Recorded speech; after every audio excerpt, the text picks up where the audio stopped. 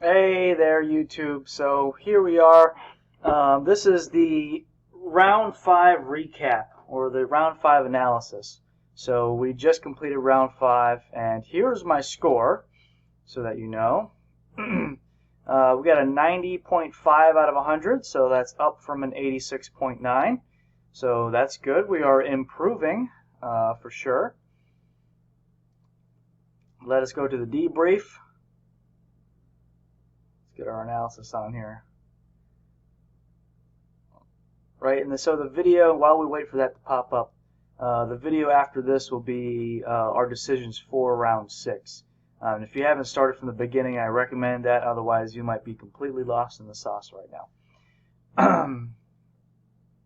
Okay, so let's start off with the overview. Balance scorecard, we got a check in everything except for IBP, but everyone got a dash there. And then nobody else got 3 checks like us. We got Digby with 2 checks and 2 dashes. And then looks like Andrews, Chester, and Erie all got an X in finances. No good. Sales. There are 4 emergency loans, and we're going to get into that. For sales, we're the top sales performer at 367, which is well over 100,000 higher than the next guy. Bottom was Andrews. Top profit was us at 33 million. Bottom was Erie at negative 23 million. Top contributor was Digby, and we were at 42.8% or something like that. So we're not too far behind them. And bottom contributor was Andrews at just 25%. Our stock price is at 72.72. And yeah, the Andrews, Chester, and Erie all dropped to $1. Let's go into the individual tabs. Profit, good. Stock price, good. Everyone else has got checks and dashes. I mean X's and dashes. Leverage, we actually got a dash. We're too low on leverage. Basically, we got to borrow money. There's 2 ways to control leverage. That's increase or decrease the business, and increase and decrease leverage. You can see that Erie took an X because they decided to borrow tons of money. So we're going to have to borrow some money, and you'll see me do that in the next video. IBP, contribution margin good, plant utilization good, days of working capital good, stock out costs, again, X. We've never gotten a check there yet. It's just that we do too good and our opponents do too badly, so we just stock out a lot. Inventory carrying costs, good. Customer. We got checks on everything here. I think we've gone over those enough in my video series. Learning and growth. Even though we don't have a check up here, we have a check in the overview. I guess you never get a check up here. Maybe it just never changes. But we got to check on every category possible. Basically, if you just spend max money in TQM and HR and all that fun stuff, there's no way you can avoid getting a check. So if you can afford it, it does cost $20 million to max out TQM. All right, let's take a look at the pro forma first before we go into the Courier. Doing something a little different here. And there's going to be the Courier there. The pro forma. So this is our points breakdown. Lost a little bit in customer, the most in IBP, just a little bit in learning and growth. Basically, we need to increase our leverage, put it around here, and these stock price and profit's good, but of course, here's the threshold. We are pretty far well ahead of that, I think. Here's our ratios. It's kind of some boring stuff. We'll get into more of that in the Courier. This is our statement of cash flows. I'm not really going to analyze this. This is our income statement. You can always pause the video to take a look more closely at what's going on here on our balance sheet. There we go. All right, so let's go back into the. Okay, that's the next video. Courier. The the report that we are all most familiar with. So again, I am Team Digby, or excuse me, Team Baldwin, not Digby. Digby is in second place. Team Baldwin 41%.3. I really want to end the game with over 60%. I think that'd be totally cool to do. And just Chester, Erie, and Andrews just in our dust, and Digby's at 25.3%. Baldwin, you can tell that we made a profit of 9.2%. Our sales at 367 with the next highest at 225. We got an EBIT of 69 million, a profit of 33 million, but we still somehow pulled an emergency loan. Put in the comment section why this happened, or why you think this happened. I really wish that I could play this game enough to understand these things, but pretty much being the first guy that's coming to YouTube with Capstone 2.0, it's just hard to tell. I mean, I can't see what other people online are doing. I'm sort of doing this in the dark. So hopefully this is a good basis for future content from other people. Digby's the only one that did not have to pull an emergency loan. But their profit is only 4 million to our 33. So we have a cumulative profit of 75 million. Digby's at 18. It's an average of 5 million. Everyone else is in the red here. We're going to go back to go down for stocks and bonds. We have a stock price of 72 bucks. But we're going to have an expected stock price for next round over $100. So, and these guys have gone down to just, I mean, look at that fall. Like Team Erie came out of the gate in the first round, especially questionably in the second round, but then absolute crash and burn. Team Chester here immediately sold off a lot of their business and just been crashing and burning. And Andrews, they tried to do something, didn't work. Digby is trying. They're going up and down, up and down. Bond market, we have the most bonds. We have the highest debt, but that's not bad. It's actually, from what you saw earlier, we don't have enough because our company's grown so much. So I'm definitely going to have to add to this. Especially next round, we're going to have to owe $20 million. Okay, let's see here. Financial summary. We'll just move on past that. Whew. But feel free to take a look at that, pause the video, and alright, here's one of my most favorite parts of the analyst video, the analysis. 16.6 million is what we produced, which is leaps and bounds ahead of what other people are doing. We've also, you start the game off with 5.3. You see we got 5 and 9, 8, 9. We've made a lot. We finally overtook Digby, and we've always overtook Digby, but they always had more in low end. We finally got more in low end. We'll go over that. Andrews just keeps shrinking. Chester's trying to claw back, and Erie's trying to add in steadily. Looks like Team Andrews is making 2 products here in round, what is this, round 5? So they're going to have 2 products online in round 6. It's kind of hard to tell what it's going to be. It's capacity 200 each with an automation of 1. So, I mean, if they're in the low and traditional market, this is just not going to be a threat. I mean, they're going to make at most 400. So this isn't just not. It's not going to be threatening. Whatever these 2 products are going to be the opposite of threatening. There's a new product coming out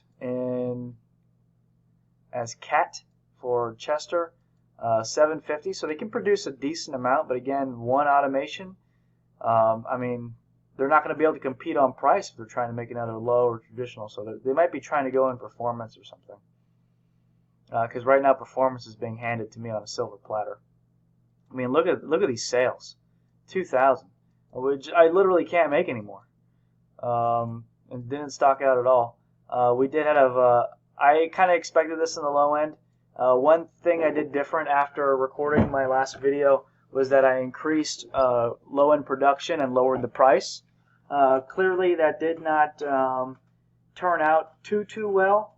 but it was fine. I'm fine with having 1,000 inventory. It's not optimal. I'd rather have smaller, of course.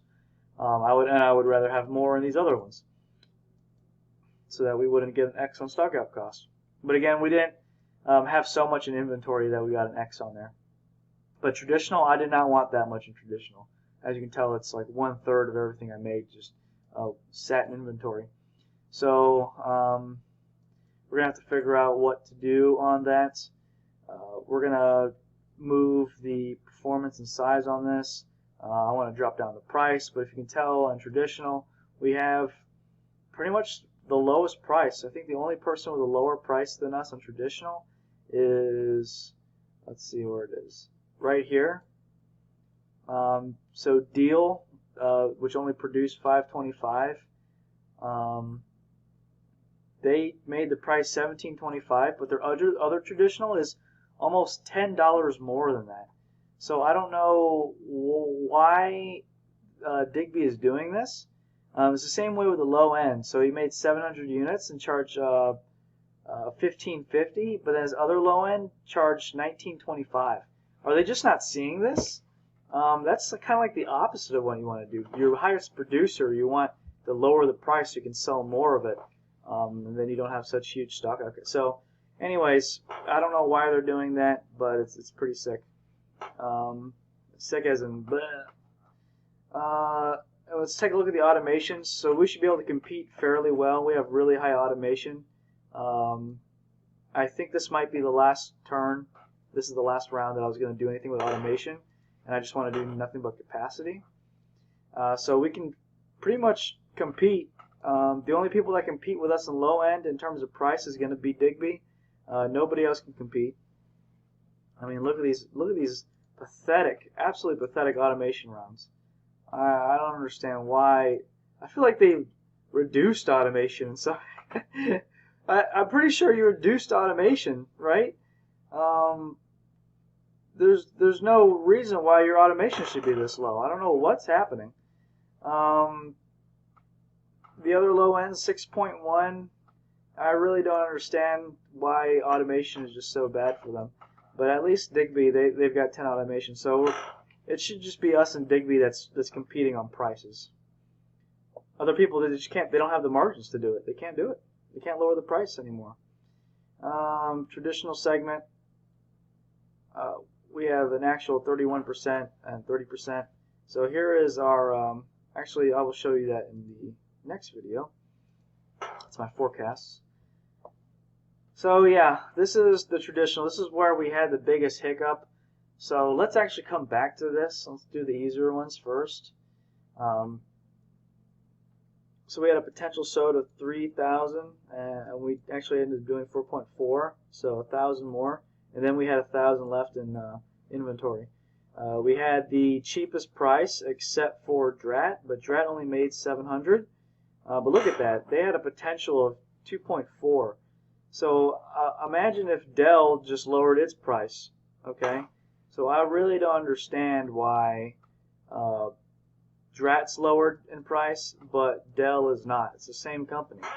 So it's just really perplexing. I just don't understand why. And also, I don't like how they're spending so much in SG&A. I mean, look at that. I mean, are they not at 100%? They are. Why are they still spending so much?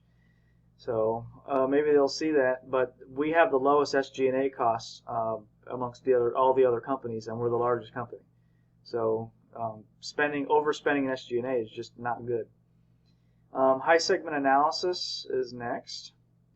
We're just the highest, and pretty much everyone produced exactly as much. Everyone sold exactly as much as they produced.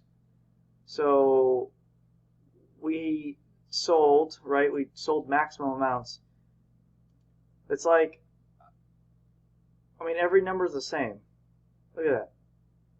Did we actually exactly produce the exact market? I think that's pretty cool if we did. And this is everyone that has registered sales. So everyone on this map, if you even sell one unit, you get put on here. So I think that's kind of cool. Yeah, very interesting. But I thought I'd point that out. Baldwin, so we have a potential of 68.5 and an actual 55. We just couldn't produce anymore, and in this segment we weren't able to actually sell as much as the demand. So we definitely undersold here, and by not being able to produce enough, we gave Digby some extra sales, unfortunately. And this is one of the areas where I think a new product is going to come into from Team Andrews and perhaps even Chester, which is pretty silly because they both sold out and now they're both trying to come back in. So at a level 1 automation. So good luck to them. What is that? A $13 labor cost per unit? It's pretty crazy. Next is size. Egg and Able. So they have a lot of sales just because they're kind of nearby. Well, Able doesn't have a lot of sales. So it's pretty much between Digby and they're really behind in the segment. And then Agape, which is Andrews, and us. So we're being handled a lot. If we were able to produce enough, and Andrews was able to produce enough, Digby and Erie wouldn't have gotten so many sales. Yeah, Erie might have just never been on here at all. Again, it's only a few sales. You can tell how we weren't able to match the demand. Okay, so let's go back to traditional and try and figure out. Let's just keep going, and then we'll come back after that. This is where our products are. We're pretty much in the middle here. Basically, I calculated that last turn we were ahead, and then that we would slide into the middle. And that's so that we could put some age on our traditional products, because they want to be as close to age of 2 as possible. So with an age of like 0.8, it's just not good, right? We need to get close to 2 as possible. And I like looking at this now. Early on in the simulation, looking at it doesn't seem to really do very much, but I definitely like looking at it now.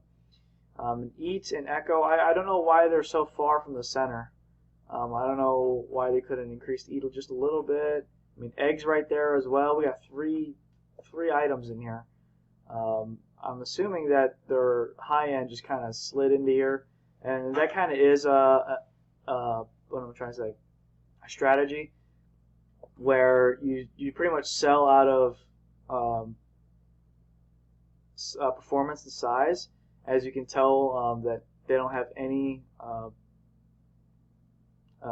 Erie doesn't have any units in here or any products in here, and just make a new one here and it drifts, right? Because this whole thing moves. I guess the product doesn't move itself. The whole thing moves up and it drifts and drifts and eventually it falls off. I really don't like that plan. I just don't like selling off stuff and then having to re-spend for SG&A, re-spend for awareness, re-spend for automation. I just don't like any of that whatsoever. Here is our revision dates. Let's go ahead and revision date for Eat. January of, okay, very interesting. So I guess they are trying to move it as much as possible. But since it comes out in January, they're going to miss out on February through December of the next year because they won't be able to touch it. So ill-advised on that. I guess they just don't know that yet. Something I figured out in the practice rounds, but okay. I'll just tap myself on the shoulder on that one. Pat myself on the back. Anyways, this is our HR. Pretty self-explanatory. We spent $20 million. We just want to get a check and everything, so we just maxed out. As our human resources, we didn't max out here. We're definitely second to lowest. But since we had already spent so much, we just didn't need to spend any more. Okay, let's go back to traditional. Spend the next minute or 30 seconds trying to figure out why did we have so much? I mean, 2.4 age at the end, so for 4 months before the end, we were at 2. Okay, So Eat would have been pretty close on age.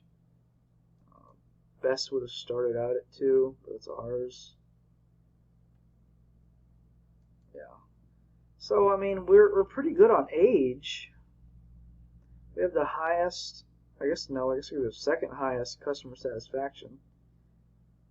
Deal, just I guess charging so low prices is pretty good. Performance, they have higher levels of performance. Size, their size is a little bit bigger than everyone else. They're actually the biggest size on here, which is not good. You want the lowest size. MTBF, they got the lowest MTBF. Well, they got potential soda of 2,000. It's crazy. I have potential soda of 1,500, but I sold 2,000. So the price is really affecting. But yeah, and he's below two age, but he's didn't get close until the end. But it's better to be lower in age than it is higher in age. So like 1.9 is better than 2.1, even though you're trying to be at 2.0, right?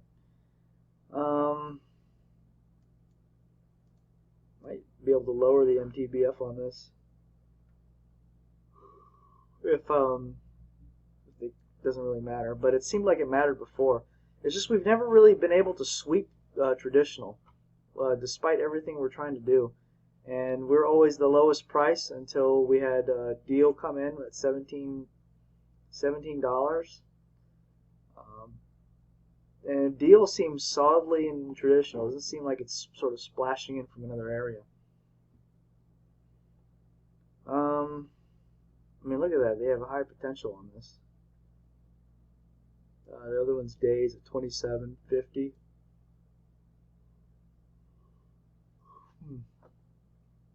Now, Eat has more cost, but it has a higher potential. It has lower performance, worse size, but it's got a really high MTBF. Yeah, traditional is just the hardest one to figure out, honestly. It's just really hard. Nothing stands out, you know. It's not like trying to look at high-end or performance. It's like, just max this out service life. There's nothing else to do. You know? The traditional market is probably the hardest market, honestly. Okay. Well, I'm going to go ahead and leave it at that. This is kind of a mystery. Also, put in the comments why you think this is the way it is.